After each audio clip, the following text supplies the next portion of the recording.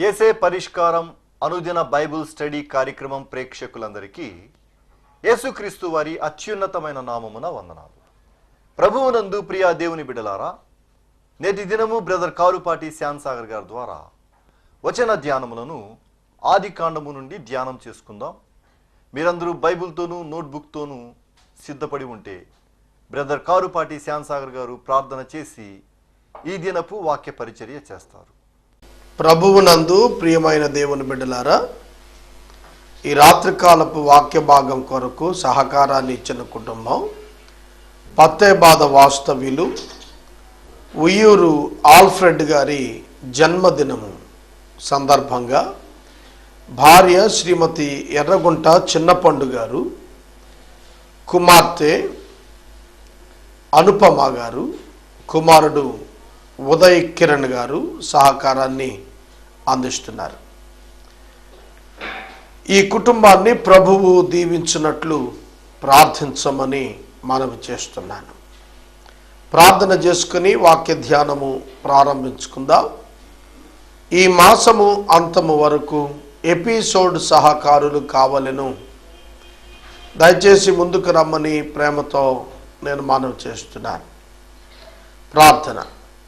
మమ్మను మిక్కిలిగా ప్రేమిస్తోన్న మా ప్రియ ప్రభు, మీకు కృతజ్ఞతలు చెల్లిస్తున్నాం.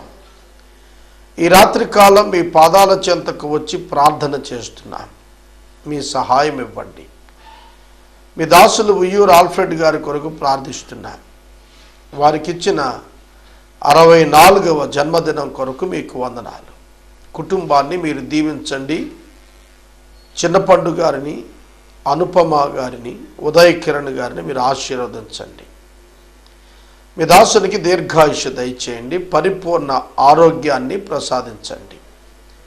ఈ రాత్రికాలము వాక్య భాగము మాకు ఆశీర్వాదకరముగా అనుగ్రహించుమని యేసు ప్రభు పేరిట అడిగి వేడుకొనుచు ఉన్నాము తండ్రి, ఆమెన్. ప్రభువునందు ప్రియా దేవుని బిడ్డలారా, దయచేసి మీ పరిశుద్ధ బైబిల్ గ్రంథాన్ని తెరవండి. ఆది కాండము గ్రంథము 50వ అధ్యాయము మీ ఎదుట ఉంచుకోండి. ఆది కాండము గ్రంథము 50వ అధ్యాయము ఈ యొక్క గ్రంథము యొక్క చివరి అధ్యాయం. ఈ యొక్క అధ్యాయంలో యాకోబు యొక్క మరణము మరియు అతని యొక్క సమాధి, యోసేపు యొక్క మరణము గూర్చి వ్రాయబడింది. దేవుడైన యెహోవా అబ్రహామును పిలిచారు. అబ్రహాము కల్దీయుల పట్టణమైన ఊరు అనేటువంటి పట్టణంలో నివాసం ఉంటున్నప్పుడు అతని తండ్రి అయిన తెరహు, అతని యొక్క సహోదరులైన నాహోరు, హారాను అనేటువంటి కుటుంబాల మధ్య అతడు జీవిస్తుండగా దేవుడు అబ్రహామును పిలిచారు. విగ్రహారాధన కుటుంబానికి చెందినటువంటి వాడు ఊరు పట్టణానికి చెందిన అబ్రహాము. అతని తండ్రి తెరహు విగ్రహారాధికుడు. విగ్రహారాధనలో మ్రగ్గుతున్నటువంటి అబ్రహాము గారి కుటుంబాన్ని దేవుడు విమోచించాడు. సత్యదేవుడు అతనికి వాగ్దానం ద్వారా ప్రత్యక్షపరుచుకున్నాడు, నిబంధన చేశాడు. ఆ నిబంధన ఆధారంగా అబ్రహాము దేవుని నమ్మి బయటకు వచ్చాడు. అబ్రహామునకు దేవుడు కలయందు దర్శనమున మాట్లాడుతూ, నీ సంతతి వారు 400 సంవత్సరాలు పరాయి దేశంలో శ్రమల పాలు చేయబడతారు. ఆ తరువాత వారు గొప్ప జనాంగంగా ధనవంతులై బయటకు వస్తారని ప్రవచించారు. ఈ ప్రవచనం యొక్క నెరవేర్పు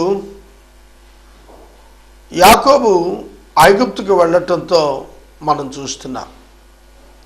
కనుక ఐగుప్తు దేశంలో 400 సంవత్సరాలు వారు పరాయి దేశంలో పరవాసులుగా నివసించాల్సిన అగత్యతను గురించి దేవుడు ముందే అబ్రహాం గారితో మాట్లాడాడు. దాని నెరవేర్పు మనం 50వ అధ్యాయంలో చూడగలుగుతున్నాం. సోదరుడా, సోదరి, దేవుడు మాట ఇచ్చి నెరవేర్చేటువంటి వాడు. అది తప్పిపోదు. తప్పిపోవటం అసాధ్యం. కాబట్టి యాకోబు తన కుమారుడు 11వ కుమారుడైనటువంటి యోసేపు ఐగుప్తుకు రావటం జరిగింది. ఐగుప్తుకు భిన్న పరిస్థితులలో యోసేపు వచ్చినా యోసేపును తగిన కాలమున దేవుడు ఇజ్రాయేలీయుల యొక్క క్షేమం కొరకు ఐగుప్తులో ఉంచాడనేది అతడు తెలియచేశాడు. యోసేపు యొక్క అవగాహన ఏమిటంటే, నన్ను దేవుడు మీకంటే ముందుగా తన దూతను తోడిచ్చి పంపారు, ఇక్కడ నన్ను సంరక్షించాడు దేవుడు, ఇదంతా దేవుడు కార్యమని చెబుతున్నాడు. యాకోబు 130 సంవత్సరాలప్పుడు ఐగుప్తుకు తీసుకుని రాబడ్డాడు. 17 సంవత్సరాలు ఐగుప్తులో యోసేపు యొద్ద యాకోబు గడిపాడు. గోషేను ప్రాంతంలో యాకోబు అతని యొక్క కుమారులు అనగా యోసేపు తండ్రి సోదరులు నివాసమున్నారు.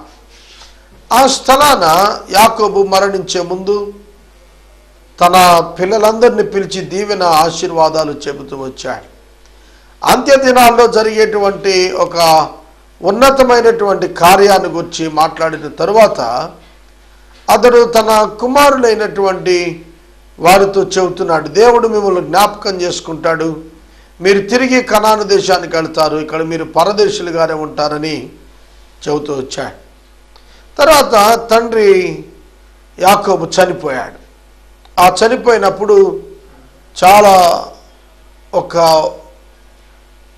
నిబంధన చేసుకున్నాడు, ఒక ఒట్టు పెట్టించుకున్నాడు యోసేపుతో. అదేమిటంటే, కనాను దేశంలోనే నన్ను పాతిపెట్టాలి, నా పితరులు ఎక్కడైతే పాతిపెట్టబడ్డారో అక్కడే నేను కూడా పాతిపెట్టబడ్డాలని అతడు కోరాడు. ఆ కోరిక చొప్పున అతని ప్రియకుమారుడిని యోసేపు చేయటానికి ఇష్టపడ్డాడు, ఎందుకంటే నిబంధన చేశాడు కనుక.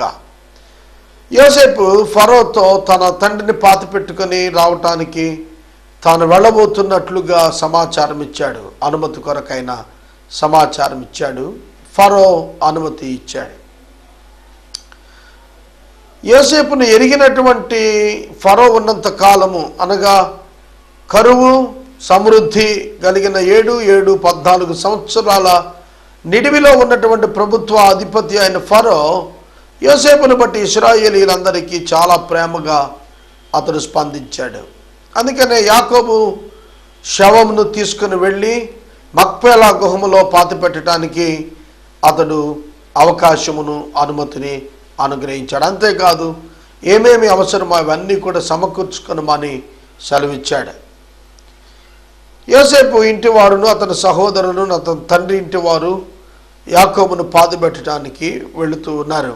వారు తమ పిల్లలను, తమ గొర్రెల మందలను, తమ పశువులను మాత్రము గోషేను దేశంలో విడిచిపెట్టారు. మరియు రథములను రౌతులను అతనితో వెళ్ళినందున ఆ సమూహము బాహు విస్తారమాయను. యోర్దానునకు అవతల ఉన్న అరదు కళ్ళమునకు చేరక్కడ ఘోరముగా అంగలార్చిరి. అతడు తన తండ్రిని గురించి 7 దినముల దుఃఖాన్ని సలిపాడు. చూడండి, యోసేపు 7 దినముల దుఃఖాన్ని సలిపాడు. ఇశ్రాయేలు జనాంగము ఆ దుఃఖములో పాలు పొందారు. అంతేకాదు ఐగుప్తీయులు ఆరదు కళ్ళము దగ్గర వచ్చినప్పుడు ఆబెల్ ఇస్రాయిము అనే స్థలాన వారు బహు దుఃఖపడ్డారు. తమను విడిచి తమ తండ్రి కనుమరుగవుతున్నాడనే విషయాన్ని వారు తలుచుకున్నప్పుడు వారు బహుగా కన్నీరు కార్చారు. యోర్దానికి అవతల ఉన్న ఆరదు కళ్ళమున చేరి బహు ఘోరముగా అంగలార్చారు. అతడు తన తండ్రిని గురించి 7 దినాలు దుఃఖం సలిపాడు. ఆ దేశమందు నివసించిన కనానీయులు ఆరదు కళ్ళమునొద్ద ఆ దుఃఖం సలిపుడు చూచి ఐగుప్తీయులకి ఇది మిక్కుటమైన దుఃఖం అని చెప్పుకొనని కనుక దానికి ఆబెల్ మిస్రాయిము అని పేరు పెట్టబడెను. అది యోర్దానుకు అవతల ఉన్నది. అతని కుమారులు అతని విషయమై అతడు వారికి ఆజ్ఞాపించినట్లు చేసిరి. తండ్రి ఆజ్ఞాపించినట్టుగా కుమారులు చేస్తున్నారు. ఈ రాత్రికాలం మనం ఎట్లున్నాం? తండ్రి ఆజ్ఞాపించినట్లు చేసే కుమారులు ఎక్కడున్నారు? ఇది నాన్న పరలోకమందున తండ్రి ఆజ్ఞాపించిన ప్రకారం కుమారుడిని యేసుక్రీస్తు ప్రభువు వారు భూమి మీద చేశారు. అలాగే భౌతికంగా నీ తండ్రి నిన్ను కోరినది, నిన్ను అడిగినది చేయటానికి నీకు ఇష్టమేనా? ఈ రాత్రి నీవు పరిశీలన చేసుకోవాలి. ఇది ఒక ఉన్నతమైనటువంటి విలువ కలిగినటువంటి కుటుంబంగా యాకోబు కుటుంబం మనకు కనిపిస్తుంది. ఆ దేశమందు నివసించిన కనానీయులు ఆరదు కళ్ళమున బహు దుఃఖము జరిపారు. ఆ స్థలానికి ఆబెల్ మిస్రాయిం అని పేరు పెట్టబడింది. అతని కుమారులు కనాను దేశానికి అతని శవాన్ని తీసుకుని పోయారు. మక్పేలా గుహలో పాతిపెట్టారు. దానిని ఆ పొలమును అబ్రహాము తన శ్మశానం కొరకు స్వాస్యముగా ఉండే నిమిత్తం మమ్రే ఎదుట హిత్తీయుడైన ఎఫ్రోను వద్ద కొనెను. ఆదికాండము గ్రంథం 23వ అధ్యాయంలో అబ్రాము తన యొక్క భార్య అయినటువంటి షారా గారు మరణించినప్పుడు ఆమెను పాతిపెట్టడం కొరకు ఎఫ్రోను పొలాన్ని కొన్నాడు. హేతు కుమారుల యొద్ద ఎఫ్రోను యొద్ద ఈ స్థలం కొన్నాడు. ఆనాడు తమ యొక్క సమాధుల కొరకైన స్వాస్థ్యాన్ని అబ్రహాం ఏర్పాటు చేసుకున్నాడు. అచ్చటనే అబ్రహాము, షారా, ఇస్సాకు, రెబెక్కా మరియు లేయా అనేటువంటి పితరుల సమాధులు అక్కడ ఉన్నాయి. అక్కడికే యాకోబును కూడా తీసుకుని పోవాలనేటువంటి సంకల్పంతో బయలుదేరారు. అతని కుమారులు కనాను దేశానికి అతని శవాన్ని తీసుకుపోయి పాతిపెట్టారు. దానిని ఆ పొలమును అబ్రహాము తనకు శ్మశానం కొరకు స్వాస్థ్యంగా ఉండే నిమిత్తం మమ్రే ఎదుట హిత్తీయుడైన ఎఫ్రోను యొద్ద కొన్నాడు. యోసేపు తన తండ్రిని పాతిపెట్టిన తర్వాత అతడును అతని సహోదరులను అతని తండ్రిని పాతిపెట్ట వెళ్ళిన వారందరూ తిరిగి ఐగుప్తునకు వచ్చిరి. మాట ఇచ్చి నెరవేర్చేటువంటి వాడుగా ఉన్నాడు యోసేపు. గోషెనులో తమ ఆస్తి అంతా ఉంది. వారు వెళ్ళారు ఐగుప్తు నుంచి కనానుకు, మరలా కనాను నుంచి ఐగుప్తుకు మరలా తిరిగి చేరారు. దేవుడు వారిని ఎక్కడ ఉండాలి అని కోరి ఉన్నారో, ఎక్కడ ఉండాలని ఆదేశించారో అక్కడ ఉండటానికి వారు ఇష్టపడ్డారు. ఆ స్థలంలో తమకేం జరుగుతుంది, తమకేం సంభవిస్తుంది అనే దాని మీద వారు మనస్కరించలేదు. కానీ దేవుడు తమకు చెప్పిన చోట ఉండటానికి వారు ఇష్టపడ్డారు. యాకోబు యొక్క కుమారుల తరము కూడా బాగా గడిచింది. కానీ ఆ తరువాత వచ్చినటువంటి తరాల వారికే గడ్డు రోజులు సంప్రాప్తమయ్యాయి. యోసేపు సహోదరులు తమ తండ్రిని మృతి పొందుట చూచి, ఒకవేళ యోసేపు మనయందు పగబట్టి మనం అతనికి చేసిన కీడంతటి చొప్పున మనకు నిశ్చయముగా కీడు జరిగించును అని అనుకుని యోసేపునకు ఇలాగు వర్తమానం పంపారు. వాస్తవమే. ఎందుకంటే యోసేపునకు కీడు చేశారు అతని సహోదరులు. తండ్రి చనిపోయాడు కాబట్టి ఇక పగ తీర్చుకోవటం ప్రారంభిస్తాడేమో యోసేపు అనే భయానికి అతని సహోదరులు వచ్చారు. అంతే కదా, తండ్రిని బట్టి వదిలేశాడేమో, ఇప్పుడు పగ తీర్చుకుంటాడేమో అనుకొని కబురు చేశారు. ఏమని కబురు చేస్తున్నారు తెలిసిన? యోసేపుకి ఇలాగ వర్తమానం పంపారు. నీ తండ్రి తాను చావక మునుపు ఆజ్ఞాపించిందేమనగా, మీరు యోసేపుతో నీ సహోదరులు నీకు కీడు చేసిన గనుక దయచేసి వారి అపరాధము వారి పాపమును క్షమించమని అతనితో చెప్పుడనెను. మంచి తండ్రిని ఇక్కడ మనం చూస్తున్నాం. తన కుమారులు బ్రతికేటట్లుగా మారు మనసును బోధిస్తున్న తండ్రిగా యాకోబు ఉన్నాడు.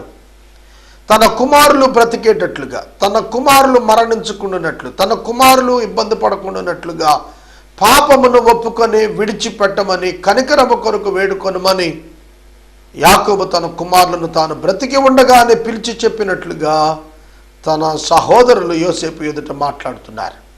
అవునండి, పాపములో నిలిచి ఉన్నవానికి శిక్ష తప్పదు. పాపములో నిలిచి ఉన్నవానికి శిక్ష తప్పదు. విశ్వాసములోనికి రాని వ్యక్తి పాపములో నిలిచి ఉంటే అగ్నిగుండం తప్పదు.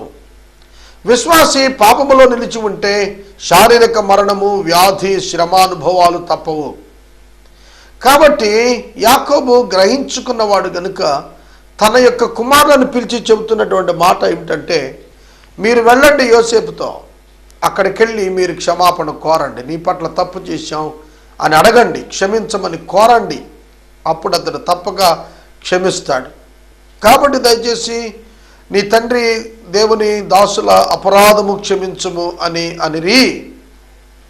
చూడండి, యాకోబు యొక్క కుమారులు తమ తండ్రి తమకు ఆజ్ఞాపించాడని జ్ఞాపకం చేస్తూ వారు తండ్రి బ్రతికుండగా ఆ పని చేయలేకపోయారు. కానీ తండ్రి చనిపోయిన తర్వాత భయంతో ఆ పశ్చాత్తాపాన్ని కనబరుస్తున్నారు. ఆ మాటలు చెబుతున్నప్పుడు యోసేపు బిగ్గరగా ఏడ్చాడు. ఎందుకు యోసేపు బిగ్గరగా ఏడ్చాడు? అప్పటికే వారు 17 సంవత్సరాలు అయిపోయింది ఐగుప్తుకు వచ్చి.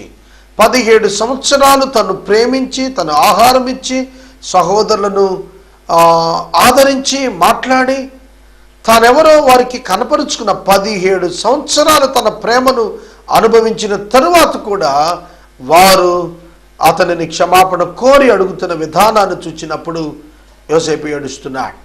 అవును, యోసేపు యొక్క ప్రేమను వారు పరిపూర్ణంగా గ్రహించలేకపోతూ ఉన్నారు. వారి యొక్క పాపము వారి యొక్క జీవితాల్లో స్వేచ్ఛ అనుభవాన్ని పరిపూర్ణమైనటువంటి క్షమాపణ పొందామనే భావన వారిలో లేకపోవటాన్ని బట్టి ఆ భయం వారిని ఏలుతూ వచ్చింది. అందుకే అక్కడ యాకోబు యొక్క కుమారుడైన యోసేపు కన్నీరు కారుస్తున్నాడు.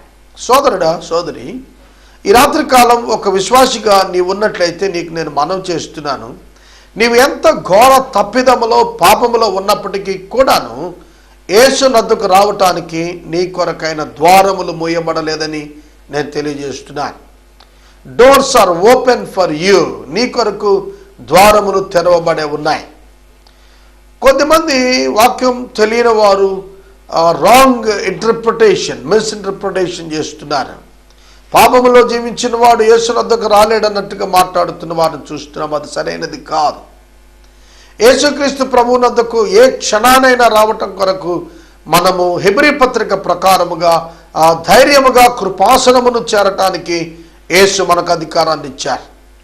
కనుక ఎంత ఘోర పాపికైనా క్షమాపణ ఇవ్వటానికి యేసు సిద్ధంగా ఉన్నారు. ఎన్ని మార్లు తప్పిదము చేసిన వాడైనా, ఎన్ని మార్లు అతిక్రమము చేసిన వాడైనా, ఎంత ఘోరమైన పాపమును కలిగి ఉన్నవాడైనా సరే యేసు వద్దకు రావటానికి ఆటంకము లేనే లేదనేటువంటి విషయాన్ని మీకు నేను మనవి చేస్తున్నాను. యోసేపు వద్దకు సహోదరులు వచ్చారు. వచ్చి వారు క్షమాపణ కోరుతున్నప్పుడు యోసేపు ఏడుస్తున్నాడు, కన్నీరు కారుస్తున్నాడు. మరియు అతని సహోదరులు పోయి అతని ఎదుట సాగిలపడి మేము నీకు దాసులము అని చెప్పారు. చూస్తున్నారా, దేవుని యొక్క దర్శనము యోసేపు పట్ల నెరవేరుతూ వచ్చింది. యోసేపు పట్ల నెరవేరుతూ వచ్చింది. మేము నీ దాసులమని చెప్పుకున్నారు. మేము నీ సహోదరులము అని చెప్పలేదు. మేము నీ దాసులము అనే ప్రకటించుకున్నారు. సోదరుడా, సోదరి, అర్హతను బట్టి అయితే తాము దాసులే, కృపను బట్టి అయితే వారు సహోదరులు. అర్థమైందా నా మాట?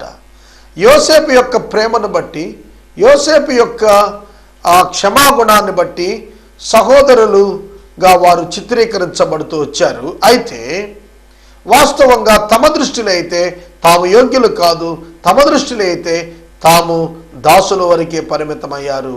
ఇక్కడ యోసేపు యొక్క సహోదరులు యాకోబు కుమారులు. సోదరుడా, సోదరి, ఈ రాత్రికాలం నేను మనవి చేస్తున్నాను, యేసుక్రీస్తు ప్రభు యొక్క ప్రేమాకృపలను బట్టి మాత్రమే మనం ఆయన తోడి సహోదరులముగా పిలువబడుతున్నాం తప్ప వ్యక్తిగతంగా మనకెవరికి అధికారం అర్హత లేదు.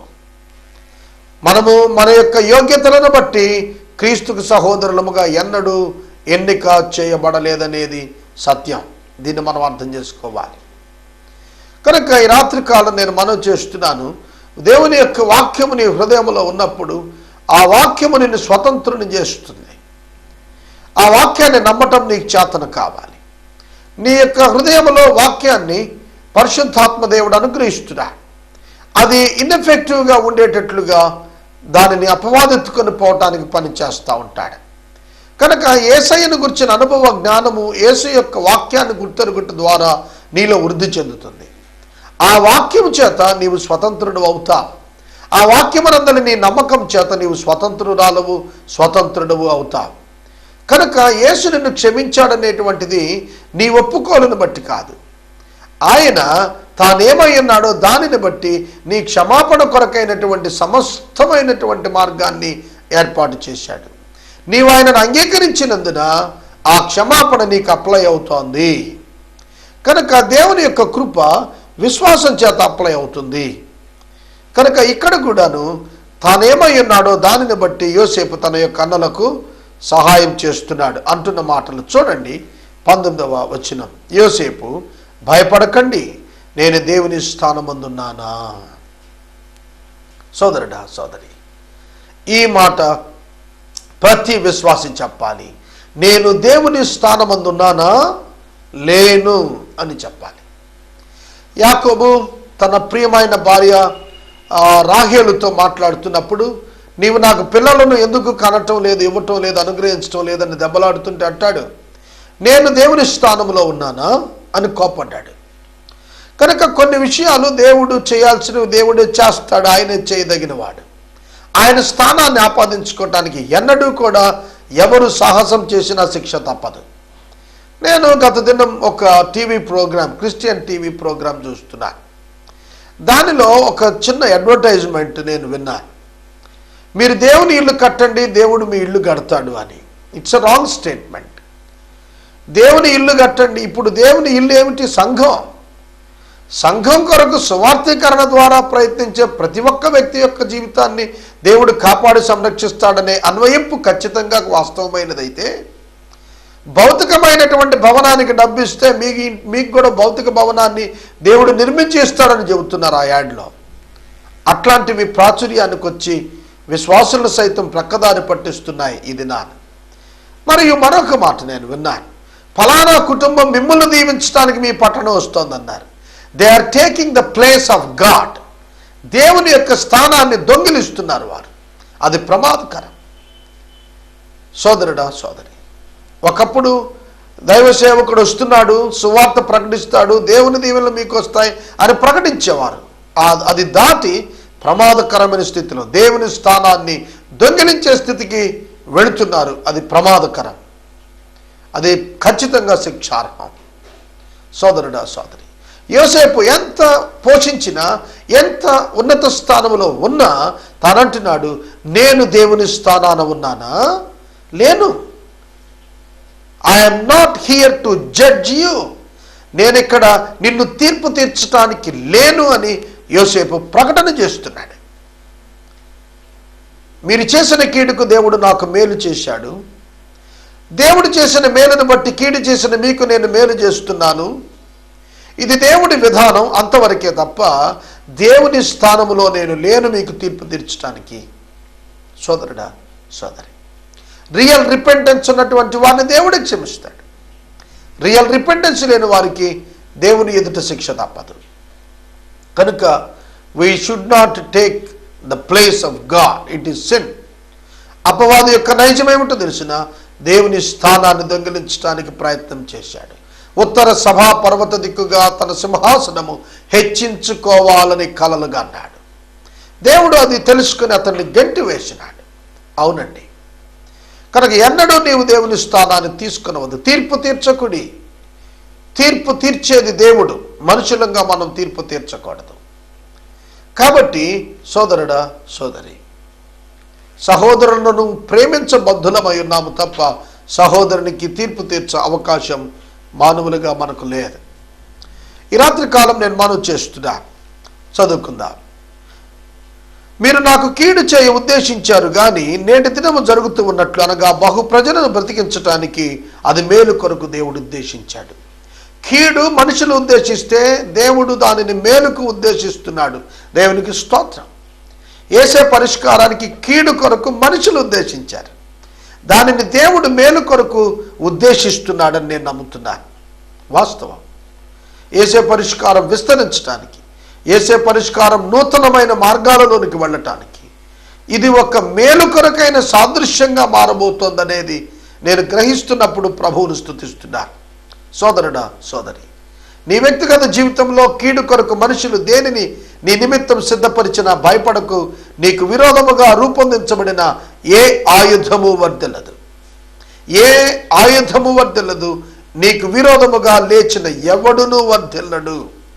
ఇది విశ్వాసికి ఇచ్చినటువంటి వాగ్దానం ఖచ్చితంగా నెరవేరి తీరుతుంది.